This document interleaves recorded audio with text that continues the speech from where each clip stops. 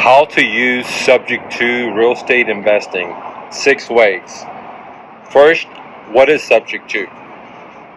In real estate, it's when a motivated seller is willing to sell their property and leave their existing mortgage in place to the new buyer. In other words, the new buyer steps into the seller's shoes and starts making the monthly payments while the seller deeds the property over to the buyer, and the underlying mortgage never gets cashed out down the road. Now let's dive in.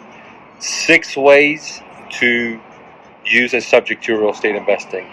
The number one way is something that most people don't talk about. Don't want to talk about that first. When I look at a deal, sometimes the deal might have a cloud on the title, which means that there might be an additional lien, like a mechanical lien, like there was a construction work and the seller never paid it off, or it was a fake mechanical lien, whatever, it doesn't matter, but there's a lien on the title is showing, okay?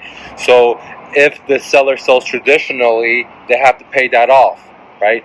But if I buy subject to, I'm willing to buy it subject to the lien. I'm willing to buy it subject to the cloud, okay? Which allows me to pay it off down the road versus right now, okay? A good example of that is, like I talked about, a mechanical lien. There's other types of liens out there that I wouldn't want to do that. For example, like an IRS lien or a bank lien. But other types of liens are second, third, fourth, etc. I may consider those types of liens as a way to buy a subject to, where I would not buy it traditionally. Okay, now let's dive in. Number 2 way to use a subject to in real estate is when the property has negative equity. What does that mean? Let's say the value of the property is only $100,000, but the seller owes 110, 120, 130. Because for whatever reason, okay? So not only does the seller has to pay the negative part, which is in this case, if they owe 130, they would have to pay the $30,000 because it's negative. Plus, they would have to pay all the closing costs and etc. So the seller would have to come up significantly out of the property. So in situations like that, the seller may just walk out and deed the property back to the bank, or let it go to foreclosure. They would just walk away and hurt their credit. In this situation, a subject to may work for the seller because it's not their best option, but it's their best worst option, because it still has ability to save their credit. As I make the monthly payments, it helps their credit. When I cash out the property, it's going to help their credit because the property is still under the seller's name, even though that I own the deed. Because at closing, they deed me the property, and so on. So let's move on to number 3. The third way that to use a subject to in real estate investing for me would be when a property or home has marginal equity. So what that means is that the house is worth 100, okay, and the homeowner may owe $95,000 on it, okay? And in their mind, hey, I have $5,000 in equity, but that's marginal equity, because whenever you do all the closing costs, for example, 3% for sellers, 3% for buyer agents, that's 6%, 3% for closing costs, which is all the fees that goes with it, from title policy to filing fees, notaries, etc. And then you have to also add in there, 1 to 3% of the sales price in negotiation, and you have to also add in their post-inspection repairs. So when you consider all that, at the minimum, the seller has to pay 10% in closing costs. So when someone has marginal equity, they're really going to have to come up a lot out of their pocket. Therefore, this would be a great strategy for a subject to real estate investing on marginal equity properties. Now, the fourth way where it's a great strategy to buy houses with subject to is when they have zero equity.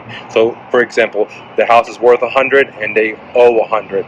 Now in the seller's mind, they think they don't owe anything, but again, once they go to the closing cost, 3% realtor, buyer, 3% seller, 3% closing policy, title, all that stuff there, post negotiation inspection fees, and so on, easily 10%. So the seller's going to be actually 10% at the minimum underwater, assuming that the house passes his inspection. So even on a house that has not positive equity, not negative equity, right in the center, the seller has to come up money out of pocket, which is a great strategy for subject to, because we could buy the property and allow the seller to not come up that money out of pocket. Okay. Now, another great way to use subject to for real estate is when the house has major repair problems. For example, the house will not pass an inspection.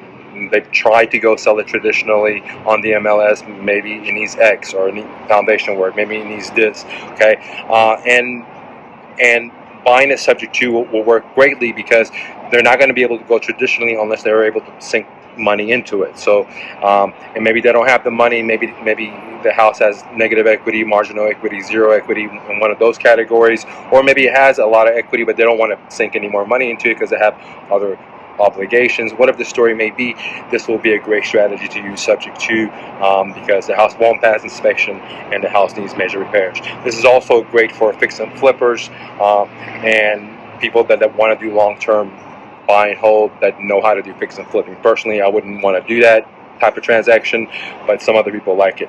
Now, another perfect strategy to use for way to use subject to is when the property has high equity. Okay, if the property has a high equity, I mean, it's just no brainer. But the probability of that coming up to your plate to bat is a lot slimmer, because most people that have high equity will just go traditionally. But there are motivated sellers out there that will sell a property to you with high equity. I've experienced that. One example is in Grand Prairie, Texas. In the last crash, there was two couples. One of them got married, and they tried to sell their home. They were asking way too much, and the market had changed, and they still had pretty high equity in the property, but they were just done with it. And they allowed me just to step into their shoes and buy the property, even though it had significant equity in the property, and to start making the monthly payments, because they were just done with it, and they wanted to just move on with their life. So, and they had rented the property out, and they had bad renters in there, so it really gave them a bad taste. So I had to evict the renters, and then just put my own renters in there. So this is a perfect example when someone have high equity, but they'll just be done with it. They just want to get out of there because they had bad experiences in it. Now, let's talk about, is there a risk with subject to real estate investing? Yes, dude. Let me ask you this: have you ever ate your food and choked on your own food? I close my case. So in everything in life, there's risk. Let's run through some of the risks that I see, but I'm not an attorney. Number one is that the due on sell clause. Okay, in the loan structure of the paperwork, the bank says that if the buyer transfers the deed to someone else, the bank has the right to accelerate the loan, and the DOS, due on sell clause, exists, and I've done videos about that, so I'm not going to get into that into this. Another risk factor is that I might buy a property and I might become insolvent. Okay, myself, I might not be able to make the payments on it anymore. Okay, some reasons why I might not be able to do that: if I had a job, I get fired. Okay, or if I had businesses and they go under. Okay, so those are some examples. Other examples is the exit strategy may be wrong. For example, you might buy the property, or an investor might buy the property subject to, and they bought it to fix and flip it, and the market has changed. Okay, so now they're not going to be able to exit, and so they got to suck it up and make the monthly payment. So those are the risks. So there's always risk with everything. There's also risks of emotional risk. Like, for example, you're married and you get divorced, and you have a nervous breakdown, okay? Or something happens to your legs and you get an emotional breakdown because you're missing your legs. Or you may be driving in your car or motorcycle or bicycle, and wham, car hits you and die. And see, so there's always risk. So I like to put that out there. Now, is there rewards by buying property subject to? The answer is yes. Okay. In my opinion, the upside outweighs the downside, 1,000 to 1. Okay, there's so many benefits to buying property subject to existing mortgage versus traditionally. Okay, so let me run through some of those things. Number one, I don't have to use a lump sum of my money. So if I have a lump sum of money or if I don't have a lump sum of money, it doesn't matter, because in a subject to transaction, there's already an existing underlying mortgage, and all I'm doing is stepping through the seller's shoes, and the seller's deeding me the property. So I don't need a lump sum of money. Okay. Number two, getting deals without using my own credit or my company's credit, which is very, very important. Some people like to borrow a lot of money and put it under their company or under their own social. This strategy will not have my credit or my company's credit involved in any debt. Okay, so from the bank, in any bank. Okay, which is pretty amazing. Okay, now the other cool thing with subject to is that it doesn't matter. You don't have to beg a bank. Can I borrow another money for another deal I'm doing, please, Mr. Bank? Can I get money for another fix and flip, or can I borrow money for another rental? You don't have to do that, because buying houses with their existing mortgages does not require getting approved from a bank. Okay. Now again, we talked about there's risk associated, and this is the rewards associated with it. Okay.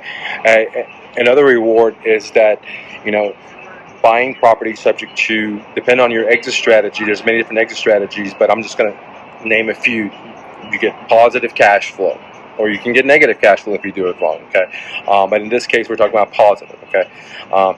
You get lump sums of money on sales date. Whenever you sell the property, you'll get lump sum of money. Okay.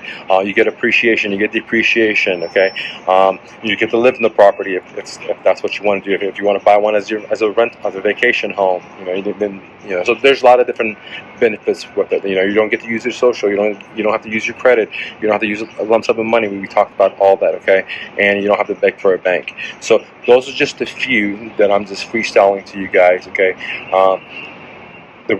The rewards of buying property subject to. We talked about there's always risk with buying subject to, and today I talked about 6 ways where subject to may be appropriate for a creative real estate investor that knows and understands risk taking and opportunity, and being able to seize it through not only lump sum of money or not only credit, but also through mental creativity. Okay, so I hope that helped you out. If it did, click the like button.